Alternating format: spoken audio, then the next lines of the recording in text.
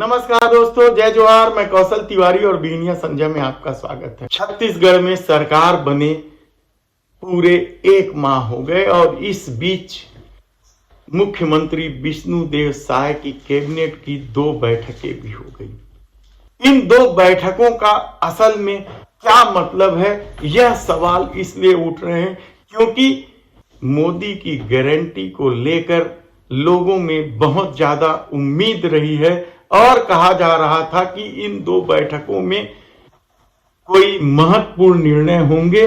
कर्मचारियों के डीए को लेकर, महतारी वंदन योजना को लेकर, या गैस सिलेंडर की कीमतों को लेकर, या छत्तीसगढ़ के पूर्व मुख्यमंत्री भूपेश बघेल ने जो योजना लागू की थी, बिजली बिल हाफ से लेकर और बहुत सारी योजना है, गोबर योजना, जिससे सीधे सीधे लोगों को फायदा होगा, उस पर सरकार कोई बड़ा निर्णय लेगी। लेकिन अभी तक कैबिनेट में ना तो महतारी वंदन योजना को लेकर कोई प्रस्ताव पारित किया गया और ना ही भूपेश सरकार के निर्णयों को लेकर ही, जिसकी वजह से एक तरफ महिलाओं में असंतोष बढ़ने लगा है तो दूसरी तरफ डीए को लेकर निर्णय नहीं लेने पर कर्मचारियों में भी आक्रोश बढ़ने लगा है।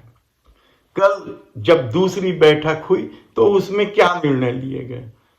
एक तो धान खरीदी को लेकर कुछ निर्णय लिए गए, लेकिन एक मुश्त भुगतान कैसे होगा, क्या होगा, कब होगा, इस पर बहुत ज्यादा ध्यान नहीं दिया गया।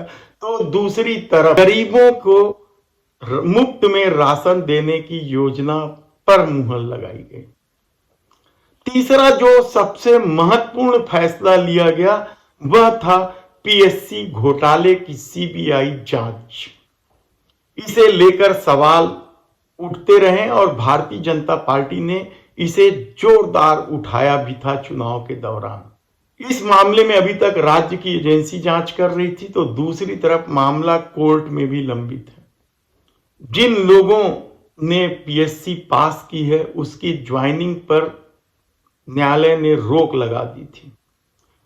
पूर्व गृह मंत्री ननकीराम कंवर ने याचिका दायर की है हाई कोर्ट में। और भूपेश सरकार ने सीबीआई की एंट्री छत्तीसगढ़ में बंद कर दी थी और अब विष्णुदेव साय सरकार ने सीबीआई को जांच करने की छूट का प्रस्ताव केंद्र सरकार को भेज दिया है और साथ ही पीएससी घोटाले का मामला भी सौंप दिया है।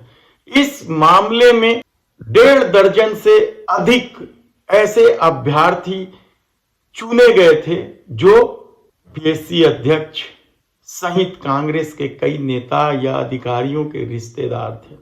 इसे लेकर बेहद ही विवाद उठा था, लेकिन अब यह मामला सीबीआई को सौंप दिया गया और इसे लेकर कांग्रेस प्रवक्ता सुशील आनंद शुक्ला ने सवाल उठाया कि क्या राज्य की एजेंसी सक्षम नहीं है, राज्य की पुलिस सक्षम नहीं है, क्या मामले को टालने के लिए सीबीआई को यह सब कुछ सौंप दिया गया है, क्या एक प्रोपोगेंडा के तहत पिछली सरकार को बदनाम करने की साजिश के तहत यह मामला दिया गया है। भाजपा की विष्णुदेव सरकार के मंत्रिमंडल के ने एक बार फिर से छत्तीसगढ़ की जनता को निराश किया। उम्मीद थी कि मंत्रिमंडल के द्वारा आज जनता के हित में कुछ फैसला लिया जाएगा। विशेष तौर पे धान की कीमत 3100 रुपये प्रति क्विंटल और एक मुश्त भुगतान के बारे में मंत्रिमंडल निर्णय लेगा। महतारी वंदन के बारे में मंत्रिमंडल निर्णय लेगा। उम्मीद थी कि मंत्रिमंडल छत्तीसगढ़ की जनता के हितों में कुछ निर्णय लेगा, विशेष तौर पर बिजली बिल के बारे में इनका क्या फैसला है। लेकिन इस मंत्रिमंडल में यह सब इन जनहित के विषयों में कोई निर्णय नहीं लिया गया। सीडीपीएससी की जांच जरूर उन्होंने सीबीआई से कराने की बात की है, लेकिन क्या छत्तीसगढ़ पुलिस पर भरोसा नहीं है? ये अपने कामों पर इनके ऊपर भरोसा नहीं है। पहले पुलिस से तो जांच करा के देख लीजिए, कोई गड़बड़ी है। सिर्फ सीबीआई जांच का हवा खड़ा करना चाहते हैं, राजनीतिक प्रोपोगंडा करना चाहते हैं। कई तरह के सवाल हैं, लेकिन सबसे बड़ा सवाल तो अब यही है कि आखिर महतारी वंदन योजना को लागू करने में क्यों देर की जा रही है। यह बेहद ही महत्वपूर्ण योजना है। भाजपा सहित कई लोगों का दावा है कि महतारी वंदन योजना की वजह से ही भारतीय जनता पार्टी को बड़ी जीत मिली है, जबकि एक वर्ग अभी भी मानता है कि वोटों के ध्रुवीकरण की वजह से जीत मिली है, लेकिन अभी भी ईवीएम को लेकर सवाल भी उठ रहे हैं, क्योंकि जिस तरीके से परसेप्शन रहा है, जिस तरीके से एग्जिट पोल के परिणाम दिखाए गए थे, वे सारे भाजपा के खिलाफ थे और भारतीय जनता पार्टी ने जीत लिया आसानी से। पिछले 3 चुनावों से अधिक सीटों से भाजपा जीती है। जब रमन सरकार थी तो वह 50 सीट से आगे नहीं बढ़ पाई थी, लेकिन इस बार उसे 54 सीट मिले थे और यही वजह है कि ईवीएम पर भी सवाल उठ रहे थे। लेकिन महतारी वंदन योजना को लेकर अभी तक कैबिनेट में निर्णय नहीं हुआ है। क्या मामले को टाला जा रहा है या सचमुच खजाना खाली होने की वजह से इस मामले को लंबा खींचा जा रहा है? क्या लोकसभा चुनाव के पहले यह योजना लागू नहीं होगी? ऐसे कई सवाल हैं।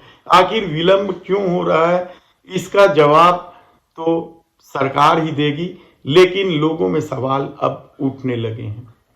दूसरी तरफ कर्मचारियों के डीए को लेकर भी मामला लंबित है, चुनाव की वजह से लागू नहीं किया जा सका था और अब सरकार के 2 कैबिनेट के बैठक हो गए हैं और उस पर निर्णय नहीं होने को लेकर कर्मचारी आक्रोशित हैं। दूसरी तरफ बिजली बिल हाफ, गोधन योजना जैसी योजनाएं जिससे सीधे लोग प्रभावित थे या उन्हें फायदा मिल रहा था, उसे लेकर भी अब सवाल उठने लगे हैं कि आखिर कैबिनेट में इसका प्रस्ताव क्यों नहीं लाया जा रहा है।